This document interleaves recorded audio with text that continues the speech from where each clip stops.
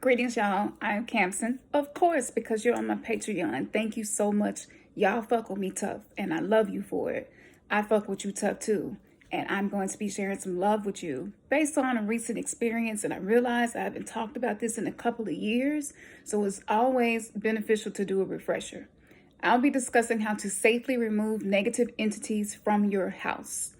Spirits have all kinds of agendas and motives, and sometimes people who are empathic and sensitive to energy, people who have children, we attract these spirits like a moth to a flame. Because I do readings and energy healing and sound healing, of course, I'm on the front line.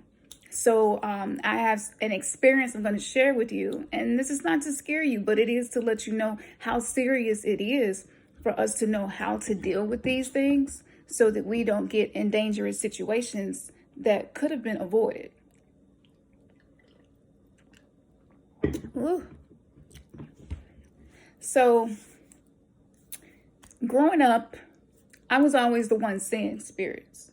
I was always the one feeling when something was off in the house. I was always the one getting chills and getting cold when no one else was. I saw glowing red eyes in the house.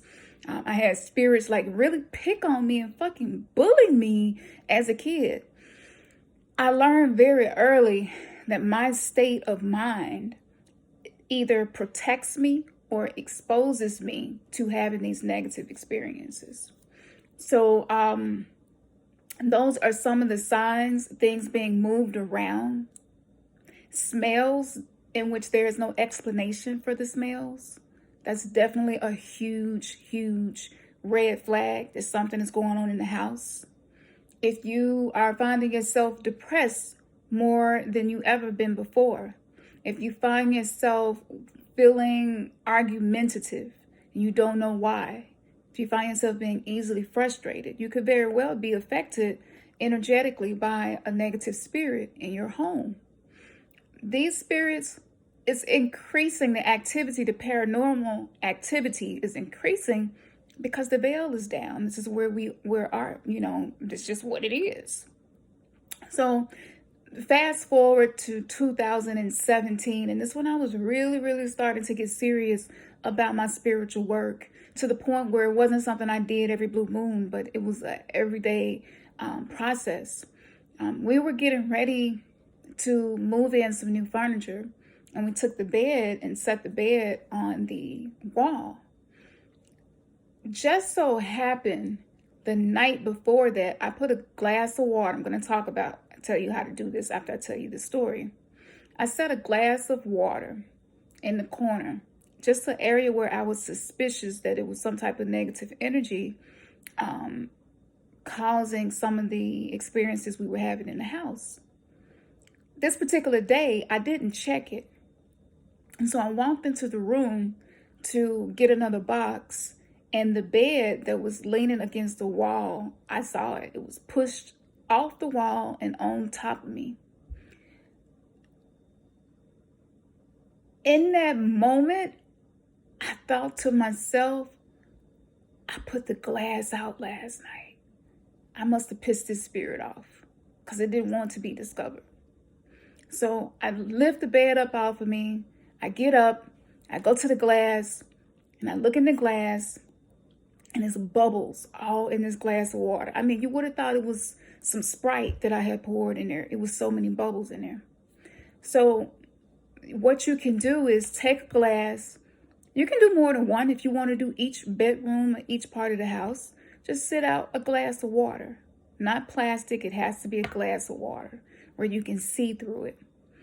If you see bubbles in that water, then that is a sign that you are dealing with some negative energy in the home, because water is a medium.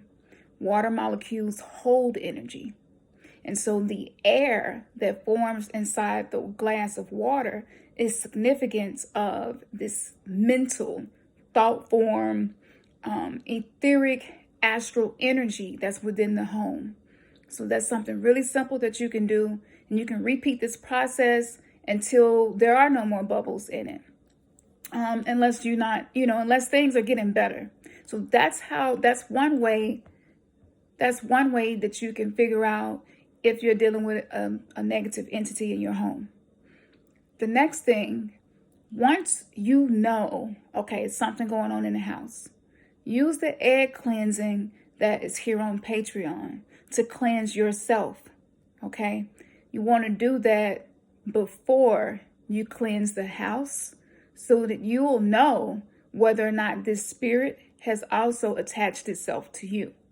And in the video, I teach you how to read your egg limpia, or your egg divination is also what it's called. So if you happen to be new here and you just saw me post on YouTube or TikTok or Instagram, go check that out. It's on all tiers. So that's there. The next thing, do a floor wash. Once you're done doing your divination, do a floor wash. I personally like to do my floor washes with lemon essential oil, grapefruit oil, anything that's citrusy, pine, a little bit of pine sol, a capful of ammonia, and water. Sometimes I do put salt in there as well, just depending on how potent I want it to be. All of those ingredients, including bleach, help to clear out negative energy because they can't be around the strong odors. They cannot exist where those odors are there. Back in the day when we saw our mamas and grandmamas and aunties and great-grandmamas doing this, oftentimes they were cleansing their home, not just of dirt, but of this energy. So this is a really good time for you to do that, because even if you're using your sage and your Palo Santo, these spirits can hide in corners within the house and areas that you may not be Palo Santoing. So by covering the floor as well and cleansing the floor really well, and also when you use your sage or your Palo Santo, you speak to the smoke, you speak to the fire, and you direct the energy where you want it to go. We have vault ceilings, so it's not easy for me to reach it with the smoke. So I speak and I tell the smoke to clear out anything that is harmful or seeking to cause harm or just negative in the home.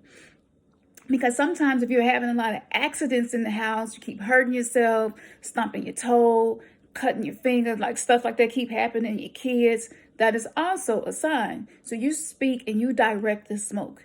Okay, we are spiritual beings. The Creator gave us these things for us to help ourselves and protect ourselves. So those are the 3 main steps that you can use to not only divine, diagnose, discern what you're dealing with, but to clear it out. I have a dragon potion that's on the website. It's really, really powerful. The way that I create that potion is working with the elements of what I've mentioned to you that are very protective, and praying over these elements consistently for a couple of full moons. I have my process and it works well. Most all of my potions have a protective element, because any spiritual work, healing that you're doing, you need a level of protection as well, so that the work is not interfered upon. If you have been doing meditations and ceremonies and rituals and it seems like it's something blocking, negative energy can also be the cause for that. So check that out on the website. And I'm going to create a coupon just for y'all today. And I'm going to upload that. And also we're going to be doing the Lucid Dream Masterclass, where I'm going to teach you how to astral travel, how to lucid dream, and how to recall the dreams. So check that out and sign up for that. And you're going to get a lot of dope stuff when you sign up for that masterclass. And let's see, was there anything else? Yes. And for those of you who want to book a reading, of course, the schedule is open right now. I'm only going to keep the schedule open for 3 weeks. So if you want to book your reading, go ahead and do it today. Try not to wait too late, because I will be closing down the schedule so that I can take some time to myself and tend to myself. Because in readings, I go very, very deep into any aspect that is open. And it's dependent on how open you are to receive the information. It's not all on me. So it's a collaborative effort. Namaste, Numiste.